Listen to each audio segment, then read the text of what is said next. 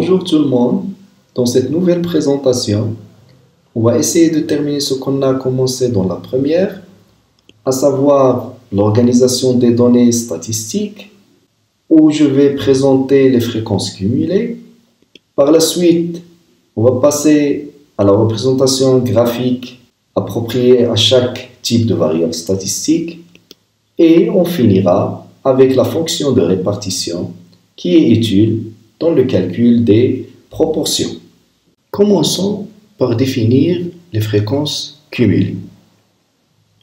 Toujours dans le cas d'un caractère quantitatif, on va définir les fréquences cumulées croissantes, grand Fi, et les fréquences cumulées décroissantes, grand Fi'.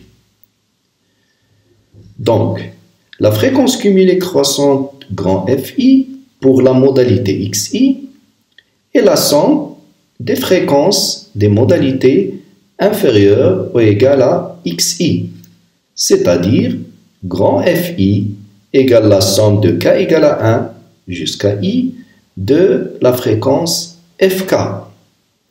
Qu'est-ce que ça veut dire ça? Ça veut dire, si on veut calculer la fréquence cumulée croissante d'une modalité Xi, il faut prendre toutes les fréquences des modalités inférieures à Xi et faire par la suite la somme de ces fréquences. Maintenant, pour la fréquence cumulée décroissante, grand Fi', de la modalité ou pour la modalité Xi, c'est la somme des fréquences des modalités supérieures ou égales à Xi, c'est-à-dire grand Fi' égale la somme de k égale à I jusqu'à P des fréquences Fk. Pour la fréquence cumulée décroissante, il faut prendre toutes les fréquences des modalités supérieures à Xi et faire la somme de ces fréquences-là. On va prendre par la suite un exemple. Donc, une enquête menée auprès de 30 ménages portant sur le nombre de pièces par maison a donné les résultats suivants. Donc ici, la population, c'est 30 ménages. Le caractère étudié, c'est le nombre de pièces par maison. Et par la suite, on a les modalités suivantes. Soit on a une pièce, soit deux pièces, soit trois, soit quatre, soit cinq. Maintenant, pour les effectifs, on a les effectifs suivants. Ici, on veut calculer les fréquences Fi, donc on va diviser les effectifs par la taille de la population qui est 30 dans ce cas-là. C'est-à-dire pour la première fréquence, c'est 5 sur 30, ce qui va donner 0,17. La même chose pour la deuxième fréquence, c'est 10 sur 30, c'est 0,33. Maintenant, si on veut calculer grand Fi, donc on a dit que grand Fi de la modalité Xi, c'est la somme des fréquences inférieures, des fréquences des modalités inférieures à Xi. Si on prend la première fréquence cumulée croissante, donc c'est F1. Donc les fréquences de la modalité inférieure, il y a juste le petit F1, donc grand F1 égale à la fréquence F1 0,17. Maintenant, si on passe à grand F2, donc on va regarder les fréquences des modalités inférieures à X2. Il y a X1 et X2. On va faire la somme de F1 plus F2, c'est-à-dire 0,17 plus 0,33, ce qui va donner 0,5. Grand F3 maintenant. Grand F3, c'est la somme des fréquences des modalités inférieures à 3, à la modalité 3. Donc c'est 0,17 plus 0,33 plus 0,13, ce qui donne 0,63. Ou on peut le calculer d'une autre manière. Donc, par exemple, grand F3 égale F1 plus F2 plus F3, et F1 plus F2, c'est grand F2, c'est-à-dire on peut calculer F3 à partir de grand F2 plus la fréquence F3, c'est-à-dire c'est 0,5 plus 0,13 égale à 0,63. La même chose pour grand F4. Soit on fait la somme de toutes les fréquences inférieures, des modalités inférieures à la modalité 4, soit on fait la somme de grand F3 plus la fréquence F4, et ainsi de suite. Maintenant, on passe à grand Fi'. Donc, on a dit qu'il faut faire la somme de toutes les fréquences des modalités supérieures à la modalité Xi. Par exemple, pour la première valeur de grand F'I, c'est F'1. Donc, on va prendre toutes les fréquences des modalités supérieures à la modalité X1, c'est-à-dire c'est 0,17 plus 0,33 plus 0,13 plus 0,27 plus 0,1, ce qui donne 1. La même chose pour grand F'2. C'est la somme de 0,33 plus 0,13 plus 0,27 plus 0,1, ce qui donne 0,83. Mais on peut le faire autrement. On a par exemple F'2, c'est en principe c'est 1 moins grand F1. Par exemple, grand F'3, c'est 1 moins grand F'2, c'est-à-dire finalement que F'I égale 1 moins F'i moins 1. Maintenant, si on veut passer au caractère qualitatif. Donc, si vous avez un caractère qualitatif, on utilise la même relation de calcul de la fréquence donnée précédemment. Par exemple, la répartition d'une population de 1000 individus en fonction de leur catégorie socio-professionnelle est présentée comme suit. Donc, vous avez ici les catégories comme des modalités, parce qu'on est dans le cas d'un caractère qualitatif. Donc, vous avez ici profession libérale, enseignant, travailleur indépendant, employé de bureau, ouvrier et prestataire de services. Ici, on a les effectifs de chaque catégorie. Et par la suite, on peut calculer les fréquences Fi. Les fréquences Fi, c'est toujours Ni sur grand N, sur la taille de la population. Par exemple ici, 50 sur 1000 donne 0,05, 200 sur 1000 donne 0,2, et ainsi de suite. Maintenant, pour le caractère quantitatif continu. Donc, dans le cas de caractère ou d'une variable quantitative continue, qui a un très grand nombre de modalités, on va effectuer des regroupements en classes de modalités. Donc, cela consiste à partager l'intervalle où la variable prend ses valeurs en sous-intervalles AI plus 1, avec I allant de 1 jusqu'à R. C'est-à-dire, on va prendre les modalités et les regrouper sous forme d'intervalles semi-ouverts à droite. Donc, ces regroupements entraînent une perte d'informations, mais la série statistique obtenue est plus simple à décrire. On peut généraliser les définitions qu'on a vues dans les sections précédentes. Pour l'effectif Ni de la classe AI plus 1, cet effectif-là représente le nombre d'unités statistiques dont le caractère prend une modalité comprise entre AI plus 1. Et pour la fréquence Fi de la classe AI plus 1, il représente la proportion d'unités statistiques dont le caractère prend une modalité comprise entre AI plus 1, c'est-à-dire on va diviser l'effectif Ni sur la taille de la population. Maintenant, pour la fréquence cumulée croissante Fi de la classe AI plus 1, il représente la proportion d'unités statistiques dont le caractère prend une modalité inférieure à AI plus 1. C'est-à-dire c'est la somme de toutes les fréquences des modalités inférieures ou égales à AI plus 1.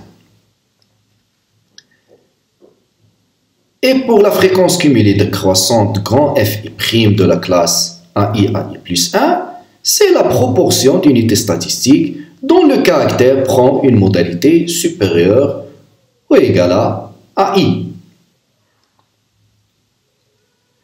C'est-à-dire qu'on va faire la somme de toutes les fréquences des modalités supérieures ou égales à AI. Dans le cas des modalités continues, sous forme de classe, on a les définitions suivantes. Commençons par l'amplitude de la classe AI plus 1. On va la noter alpha i égale AI plus 1 moins AI. Le centre de la classe, qu'on va utiliser par exemple dans le calcul de la moyenne. Donc, CI égale AI plus 1 plus AI sur 2. Maintenant, la densité de la classe AI plus 1, qu'on appelle aussi fréquence corrigée. On va la noter Fi' égale Fi sur l'amplitude, sur AI plus 1 moins AI. On va voir par la suite l'utilité de calcul de la densité. Comme exemple, donc, l'étude de la répartition des revenus en milliers de dirhams des personnes d'un échantillon a donné les résultats suivants. Donc ici, vous avez les revenus sous forme de classe de modalité. Ici, c'est l'effectif. Et par la suite, on peut faire les calculs suivants. Par exemple, si on prend le centre C1, donc c'est 0 plus 15 sur 2, c'est 7,5. Pour C2, c'est 15 plus 30, 45 sur 2, c'est 22,5 et ainsi de suite. Le alpha i maintenant, l'amplitude. L'amplitude, c'est toujours AI plus 1 moins AI. Ici, c'est 15 moins 0. Deuxième amplitude, 30 moins 15, c'est 15 et ainsi de suite. La fréquence Fi, c'est l'effectif sur la taille de la population. Ici, pour la taille de la population, il faut faire la somme des effectifs NI, c'est-à-dire 32 plus 48, ça donne 80, plus 14, ça donne 74, plus 12, c'est 106, plus 10, 116, plus 16, 132, plus 6, 138, et plus 2, 140. Donc la taille de la population, c'est 140. Donc il faut diviser, pour la première fréquence, il faut diviser 32 sur 140, ce qui donne 0,228. Et ainsi de suite. 48 sur 140, ce qui va vous donner 0,343. Pour les grands FI, il faut faire la somme des modalités, des fréquences des modalités inférieures, par exemple ici inférieure à 15, ce qui donne 0,228. Pour la deuxième fréquence cumulée croissante, c'est la première fréquence F1 plus la deuxième fréquence F2, ce qui donne 0,571. Pour grand F3, c'est 0,228 plus 0,343 plus 0,1, ce qui donne 0,671. Ou faire comme on a fait dans le cas discret, F2 plus petit f3, c'est-à-dire 0,1 plus 0,571, ce qui donne directement 0,671. Et ainsi de suite pour le reste.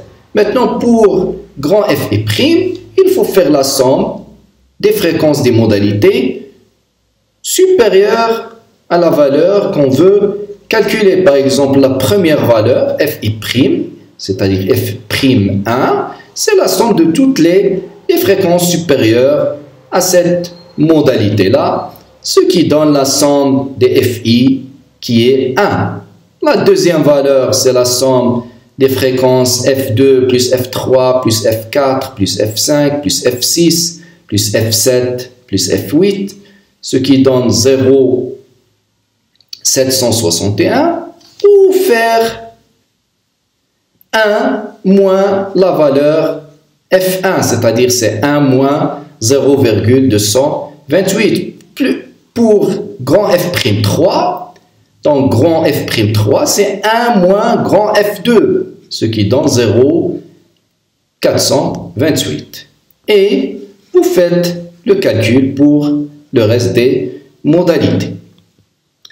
Donc maintenant, passons, donc, pour faire un résumé. Donc on a parlé de la population, des individus, des caractères statistiques, et on a dit qu'il y a un caractère statistique qualitatif et un caractère statistique quantitatif. Dans le cas d'un caractère statistique quantitatif, il y a deux types de caractères quantitatifs. Il y a le caractère quantitatif discret et le caractère quantitatif continu, sous forme d'intervalle. Puis on a passé au calcul des fréquences. On a dit que la fréquence Fi, c'est l'effectif sur la taille de la population. Et par la suite, on a défini ce qu'on appelle les fréquences cumulées croissantes et les fréquences cumulées décroissantes. Donc on a dit que pour les fréquences cumulées croissantes, c'est la somme de toutes les fréquences des modalités inférieures à la modalité xi. Et pour la fréquence cumulée décroissante, on a dit que c'est la somme de toutes les fréquences des modalités supérieures et égales à xi. Et puis, on a donné quelques définitions appropriées à la variable statistique quantitative continue, à savoir l'amplitude, le centre, la densité, et on a défini de la même manière les fréquences cumulées et les fréquences cumulées décroissantes. Maintenant, on va passer à la représentation graphique. Cette phase-là, c'est la première phase avec laquelle on commence notre analyse statistique, à savoir représenter les données qu'on a collectées à l'aide d'une représentation graphique. Mais on va voir par la suite que à chaque variable, on associe une représentation graphique. Donc, c'est quoi une représentation graphique? La représentation graphique est une synthèse de l'information qui fait apparaître la forme globale de la distribution des données. Le choix du type de graphe dépend de la nature des variables, bien sûr. Je vais commencer par ce qu'on appelle le diagramme à bande. Ce diagramme à bande-là, il est approprié à la variable statistique qualitative ou au caractère qualitatif. Donc, c'est quoi le diagramme à bande? Tout simplement, sur l'axe horizontal, on fait apparaître les modalités, c'est-à-dire l'axe horizontal est une droite non graduée sur laquelle on trace des rectangles de même largeur représentant les modalités que l'on place à des distances régulières les uns des autres. Et pour les longueurs de ces rectangles sont proportionnelles aux effectifs ou aux fréquences des modalités. Donc, l'axe vertical est un axe gradué. Donc, soit on vous demande de représenter la variable statistique qualitative sous forme d'un diagramme à bande des effectifs, et vous allez mettre sur l'axe vertical les effectifs, soit un diagramme à bande des fréquences, et vous allez mettre dans l'axe des verticales les fréquences. Ici, on ne demande pas de représenter soit par les effectifs, soit par les fréquences. Vous avez le choix de représenter les données du caractère qualitatif sous forme soit effective, soit fréquence. Donc, on va faire l'exemple qu'on a déjà vu du caractère catégorie socio-professionnelle. On avait les catégories suivantes: profession libérale, enseignant, travailleur, employé, ouvrier, prestataire de services. Donc, on a dit qu'il faut mettre dans l'axe horizontal les modalités à des distances régulières les uns des autres, comme vous pouvez le remarquer ici. Et sur l'axe vertical, c'est la longueur de chaque rectangle qui est proportionnelle soit aux effectifs, soit aux fréquences, comme vous pouvez le remarquer dans ce graphe-là. Il existe un autre type de représentation pour le cas d'un caractère qualitatif, c'est le diagramme circulaire ou le camembert. Les modalités ici sont représentées par un secteur angulaire d'un disque ou d'un demi-disque. Dans l'angle, c'est-à-dire qu'on va calculer l'angle qui est proportionnel soit à l'effectif, soit à la fréquence. Donc, en utilisant la relation suivante. Donc, chaque angle, θi, égale dans le cas d'un diagramme circulaire sur un disque, c'est-à-dire sur la totalité d'un disque, on va calculer θi par cette relation, 360 degrés multiplié par chaque FI. Et dans le cas d'un demi-disque, il faut le calculer à partir de cette équation-là, θi égale 180 degrés fois FI. Donc, par la suite, on peut représenter le caractère à travers soit un disque, soit un demi-disque, en passant par le calcul des θi.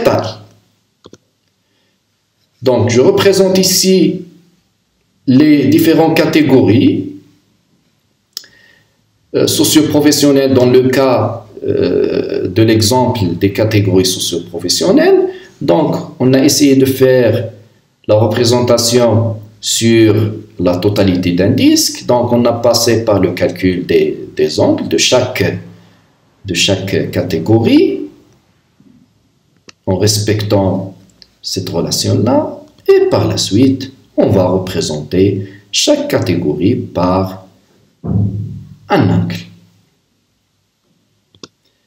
Donc, comme remarque, donc la dernière représentation, c'est-à-dire le diagramme circulaire, cette représentation est à éviter lorsque les modalités sont très nombreuses,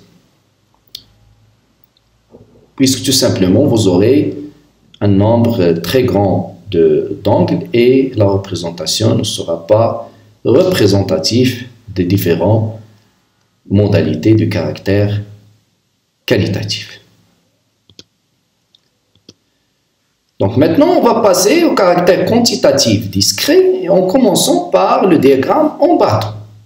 Donc, dans le cas d'un caractère quantitatif discret, la représentation graphique des données, dans ce cas-là, est donnée par le diagramme en bâton. Donc c'est quoi le diagramme en bâton? C'est un diagramme qui tend à visualiser la structure de la série statistique. Ce diagramme spécifique au caractère discret, comme j'ai dit, consiste à associer à chaque modalité un segment vertical dont la longueur représente l'effectif ou la fréquence. Et pour le polygone des effectifs, donc c'est une courbe. La courbe joignant les sommets des bâtons est appelée polygone des effectifs ou des fréquences. La même chose, on va reprendre l'exemple qu'on a déjà vu, qui est le caractère qu'on a donné sur le nombre de pièces par maison, et on va essayer de représenter le diagramme en bâton et le polygone des effectifs. Donc, si on revient sur l'exemple, bien sûr, donc voilà.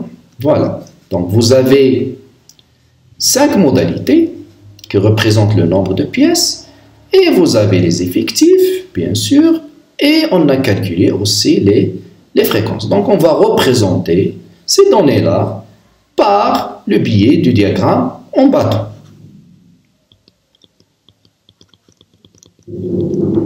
Voilà. Donc, voilà. Donc, ici, on a les modalités. 1, 2, 3, 5, 4, 5. Et vous avez ici le nombre de ménages, c'est-à-dire les effectifs dans l'axe vertical. Et pour le polygone des effectifs, donc c'est la courbe qui joigne les sommets de chaque bâton. Comme suit. Donc ces diagrammes-là, ils vous donnent une idée générale sur la représentation des modalités par rapport aux effectifs ou par rapport aux fréquences. Voilà, maintenant, si vous avez deux populations de tailles différentes, donc il faut représenter les fréquences au lieu des effectifs. Si on veut bien sûr comparer les deux populations. Maintenant, on passe au caractère quantitatif continu et le diagramme approprié à ce type de variable statistique s'appelle l'histogramme. Donc, c'est le graphique privilégié pour la représentation des caractères continus. Il s'agit d'un ensemble de rectangles adjacents. Donc, contrairement au diagramme à bande, ce n'est pas la hauteur des rectangles qui est proportionnelle aux effectifs, mais leur surface. Et vous avez deux cas. Le premier cas, lorsque les classes ont des amplitudes égales. Dans ce cas-là, sur l'axe des abscisses, on fait apparaître les bornes des différentes classes de modalités. Les bases des rectangles reposent sur les segments, bien sûr, AI plus 1, et leur hauteur, égale à l'effectif ou à la fréquence de la classe. Soit on représente sur l'axe vertical ou sur l'axe des ordonnées, on représente soit les effectifs, soit les fréquences, mais lorsque vous avez des classes d'amplitude égales. Maintenant, dans le cas des classes d'amplitude inégales, il faut reporter en ordonnée soit l'effectif corrigé, c'est-à-dire c'est l'effectif sur l'amplitude alpha i, soit la densité f'I. Donc, si on veut représenter les données dans le cas d'un caractère quantitatif continu, donc il faut regarder, en premier lieu, il faut regarder les modalités, c'est-à-dire les intervalles. Soit ces intervalles-là ou ces classes-là ont des amplitudes égales, soit des amplitudes inégales. Dans le cas des amplitudes égales, dans l'axe vertical ou dans l'axe des ordonnées, soit on représente l'effectif, soit les fréquences. Mais dans le cas où vous avez des classes d'amplitude inégales, il faut reporter en ordonnée l'effectif corrigé qui est NI sur alpha i, c'est-à-dire l'effectif sur l'amplitude, soit directement la densité f'I. Donc, pour résumer, vous avez un caractère et on vous demande de représenter graphiquement les données qu'on a collectées pour ce caractère-là. La première des choses, il faut regarder est-ce que ce caractère-là, il est quantitatif ou qualitatif. Dans le cas d'un caractère qualitatif, vous avez deux représentations graphiques. Soit par un diagramme à bande, comme celui-là, soit un diagramme circulaire. Donc, dans le cas d'un diagramme à bande, vous avez dans l'axe horizontal les modalités et dans l'axe des ordonnées ou dans l'axe vertical soit les effectifs, soit les fréquences. Dans le cas d'un diagramme circulaire, il faut passer par le calcul des angles. Soit vous allez représenter les données sur un disque, soit dans un demi-disque. Dans le cas d'un disque, vous avez ici la relation 360 degrés fois FI. Et dans le cas d'un demi-disque, vous avez la relation 180 degrés fois FI. Et vous faites votre représentation. Cela pour le caractère qualitatif. Maintenant, pour le caractère quantitatif. Dans le cas d'un caractère quantitatif, soit vous avez un caractère quantitatif discret, soit continu. Dans le cas d'un caractère quantitatif discret, donc le diagramme approprié à ce type de caractère, c'est ce qu'on appelle le diagramme en bâton. Ce diagramme en bâton, vous allez mettre dans l'axe horizontal les modalités et dans l'axe vertical, vous allez mettre soit les effectifs, soit les fréquences. Comme dans cet exemple-là. Et vous avez ce qu'on appelle le polygone des effectifs. C'est une courbe qui va lier les sommets de chaque bâton. Et dans le cas d'un caractère continu, on a ce qu'on appelle l'histogramme. Dans le cas de la représentation graphique par histogramme, il faut regarder deux choses. Soit vous avez des classes d'amplitude égales, soit vous avez des classes d'amplitude inégales. Dans le cas des amplitudes égales, vous allez mettre dans l'axe, bien sûr, dans l'axe horizontal, vous allez représenter les AI. Et par la suite, vous allez mettre dans l'axe vertical ou l'axe des ordonnées, vous allez mettre soit les effectifs, soit les fréquences. Mais dans le cas d'un caractère quantitatif continu, mais où les classes sont d'amplitude inégale,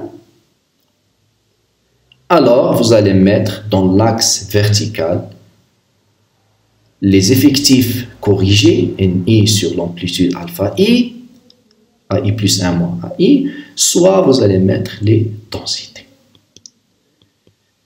Et le polygone des fréquences, pour le polygone des fréquences, quelle est l'utilité de ce polygone-là? Il permet de représenter la distribution sous forme de courbe. Elle est obtenue en joignant les milieux des sommets des rectangles de l'histogramme par des segments de droite. Comme exemple, on va prendre l'exemple ici, c'est l'ensemble de 130 chauffeurs appartenant à une société de taxi. On s'intéresse au caractère trajet en kilomètres effectué par chaque chauffeur. Donc ici, la population étudiée, c'est 130 chauffeurs et le caractère, c'est le trajet effectué par chaque chauffeur. Donc vous avez ici les modalités sous forme d'intervalle. Donc 10, 20, 20, 30, 30, 40, 40, 60, 60, 80. Donc la première remarque, c'est que vous avez des classes de modalités qui n'ont pas les mêmes amplitudes. Vous avez des amplitudes inégales. Donc si on calcule les amplitudes ici, alpha I, donc la première c'est 20 moins 10, c'est 10. La deuxième 30 moins 20, 10. La troisième 40 moins 30, 10. Mais la quatrième c'est 60 moins 40, c'est 20. Et la dernière c'est 80 moins 60, c'est 20. Maintenant, si on vous demande de représenter ces données sous forme de graphe, donc on va opter pour un histogramme, mais dans le cas d'amplitude, dans le cas où les classes ont des amplitudes inégales. C'est-à-dire, on va calculer soit l'effectif corrigé, soit les densités. Donc ici, on a calculé les densités. C'est quoi la densité? La densité n'est rien d'autre que la fréquence sur l'amplitude. 0,14 sur 10, c'est 0,014. 0,20 sur 10, c'est 0,02, et ainsi de suite. Et par la suite, on va en premier lieu représenter dans l'axe horizontal ou dans l'axe des abscisses, on va représenter les AI, c'est-à-dire 10, 20, 30, 40, 60, 80. Voilà, 10, 20, 30, 40, 50, 60 et ainsi de suite. Et dans l'axe vertical ou dans l'axe des ordonnées, on va reporter les densités. Voilà, donc chaque modalité, on va poser chaque modalité sur les intervalles. Ici, le rectangle il repose sur, chaque rectangle repose sur l'intervalle AI plus 1. Et pour le polygone, c'est une courbe liant les centres de chaque rectangle. Donc le premier, le deuxième, troisième, quatrième, cinquième, c'est le polygone des fréquences. Maintenant, on va passer aux fréquences, à la fonction de répartition. Et je vais commencer par une définition.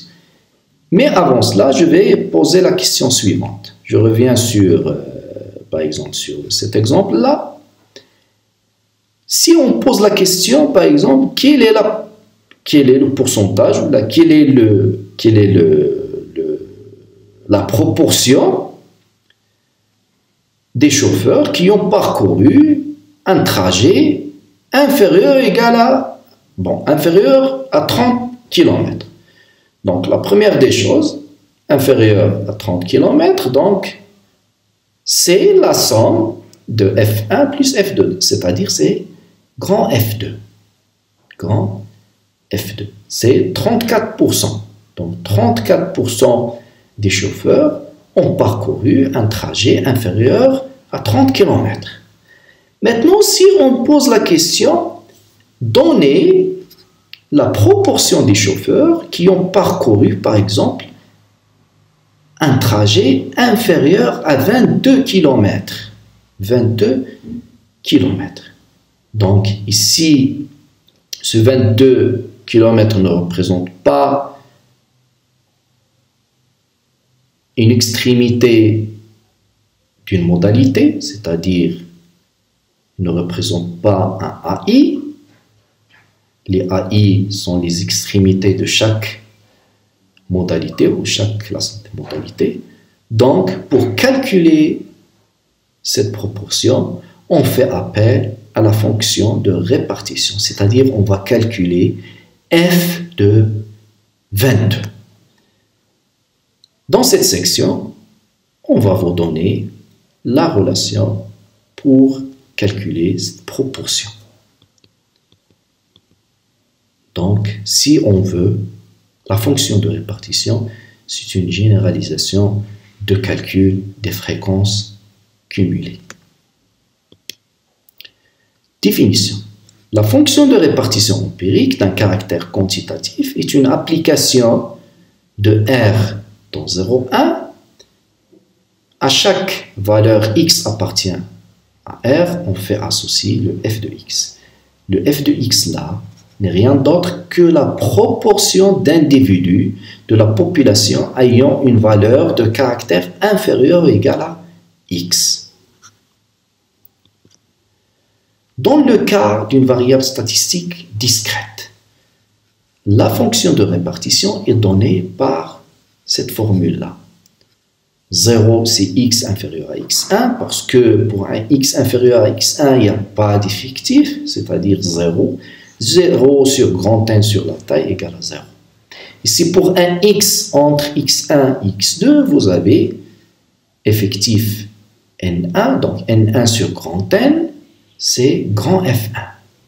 Dans le cas d'un x entre x2 et x3, donc c'est la somme des effectifs n1 plus n2 sur la taille de la population, c'est la valeur tout simplement de grand F2 et ainsi de suite, jusqu'à x entre xi et xi plus 1, c'est fi, c'est la somme des fk avec k allant de 1 jusqu'à i. Et pour la dernière valeur, x supérieur à xp, donc c'est 1. Donc on a comme on marque, on a f de xi égale à fi. C'est pour cette raison qu'on appelle aussi la courbe représentative de la fonction de répartition courbe cumulative, qui est une représentation des fréquences cumulées croissantes dont la courbe est obtenue, est en escalier. Donc c'est une fonction en escalier. Dans certains cas, il est utile de définir les fréquences cumulées décroissantes. Celles-ci permettent d'exprimer la proportion d'individus ayant plus de ou au moins. C'est-à-dire dans le cas où on vous demande de calculer la proportion des individus ayant plus d'une valeur ou au moins une valeur. Donc, il faut utiliser, à la place des grands FI, il faut utiliser grand FI'. Donc, on reprend l'exemple où on a étudié le nombre de pièces par maison. Vous avez soit une pièce, soit deux, soit trois, soit quatre, soit cinq. Et on a calculé les grands FI. Maintenant, la fonction de répartition, elle est donnée par cette fonction-là. Lorsque x est inférieur à la première modalité qui est 1, c'est 0. Entre 1 et 2, c'est 0,17, c'est-à-dire f1. Entre 2 et 3, c'est 0,5.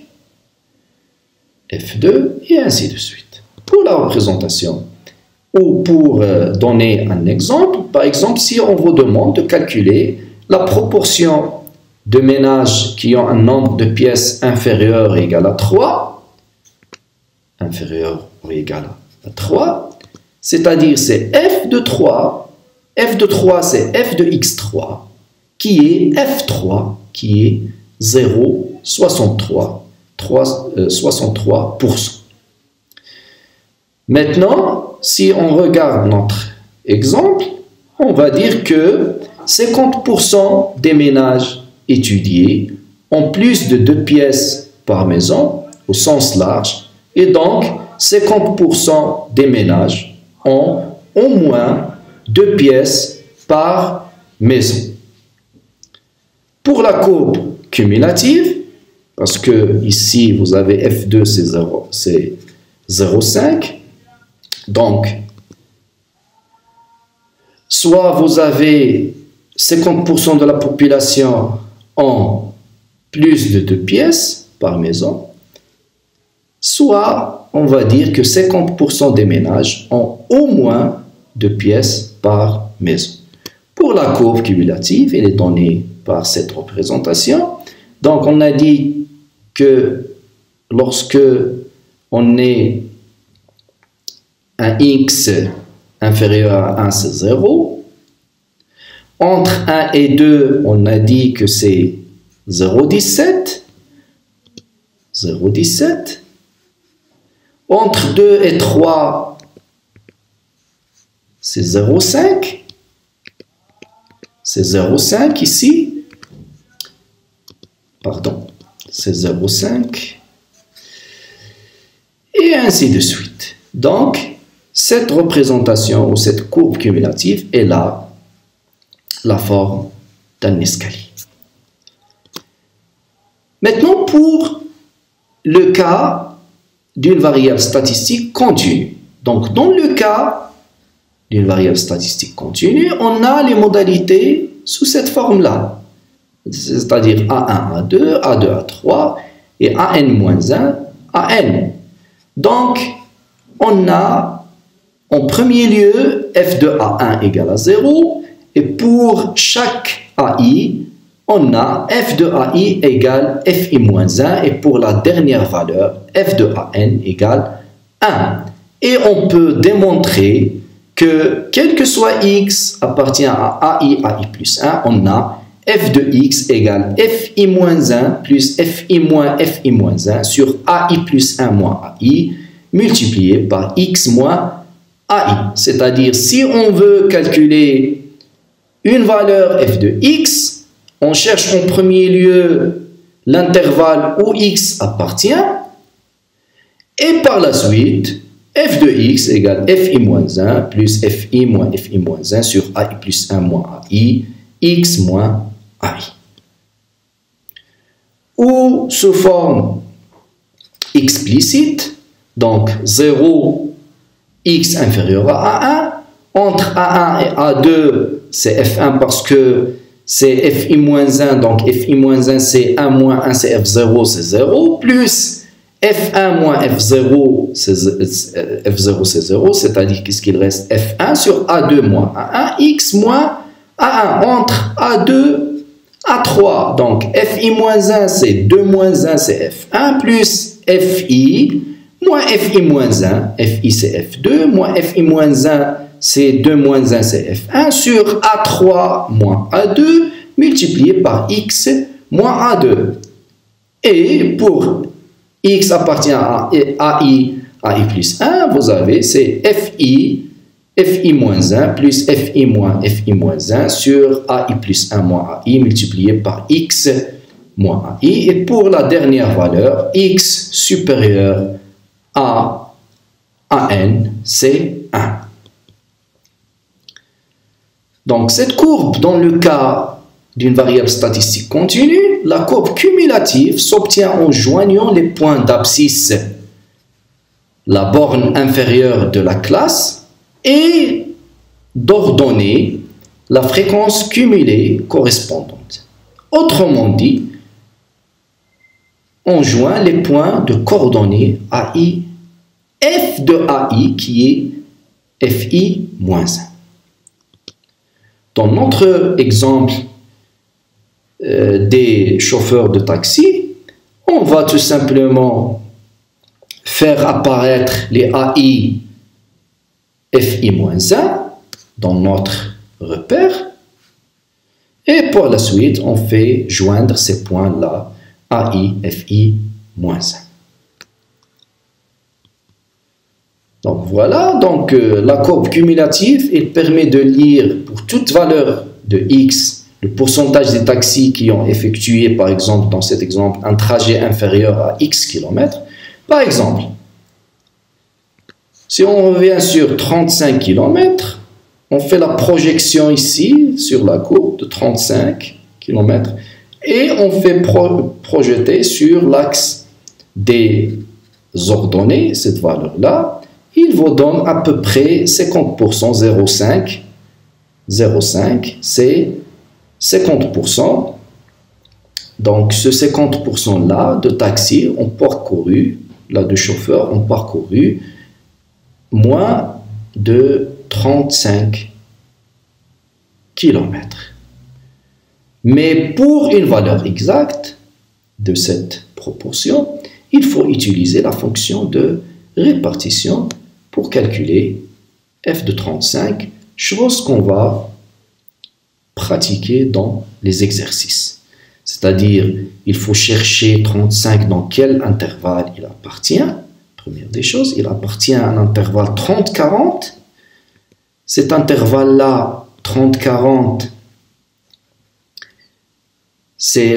ici c'est A1, A2, A3, A4. Donc, 35, il appartient à un intervalle A3, A4. Et A3, A4.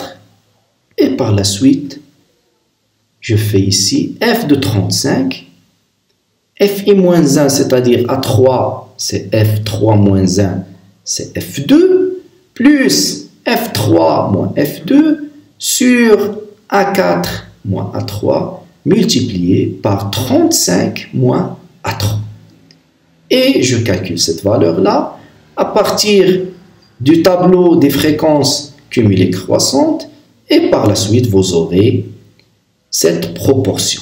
Mais lorsque on vous demande de calculer une proportion avec une valeur qui est égale à AI, donc on utilise cette relation. F de AI égale à F moins 1. Par exemple, si on vous demande le pourcentage des chauffeurs de taxi qui ont parcouru une distance inférieure ou égale à 30, donc vous cherchez le 30 ici, parce qu'on a dit que le 30, c'est Ici, c'est A1, A2, A3. Donc, f de 30, c'est f de A3. Et f de A3 n'est rien d'autre que fi moins 1, c'est-à-dire f2. Et on cherche le f2, tout simplement, dans notre tableau, le f2. Donc, je reviens directement sur l'exemple. Le f2 ici, voilà. f2, c'est 0,34, c'est-à-dire 34% des chauffeurs ont parcouru une distance inférieure ou égale à 30 km.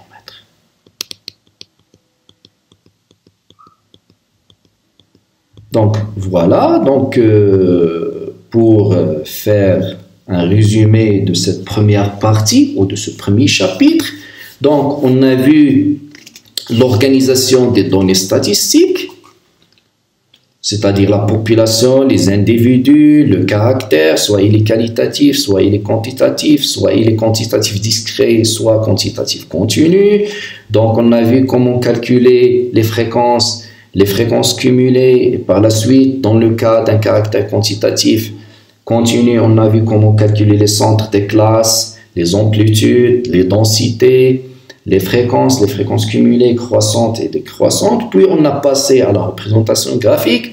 On a dit que chaque caractère, on lui associe une représentation graphique, et on a dit que dans le cas d'un caractère quantitatif discret, on a ce qu'on appelle le diagramme en bâton, et dans le cas d'un caractère quantitatif continu, on a ce qu'on appelle l'histogramme, mais dans le cas d'un histogramme, soit les classes ont même amplitude, soit les classes ont des amplitudes inégales. Dans le cas des amplitudes égales, on reporte sur l'axe vertical soit les effectifs, soit les fréquences, mais dans le cas d'un caractère quantitatif continu avec des amplitudes inégales, on reporte sur l'axe vertical soit les effectifs corrigés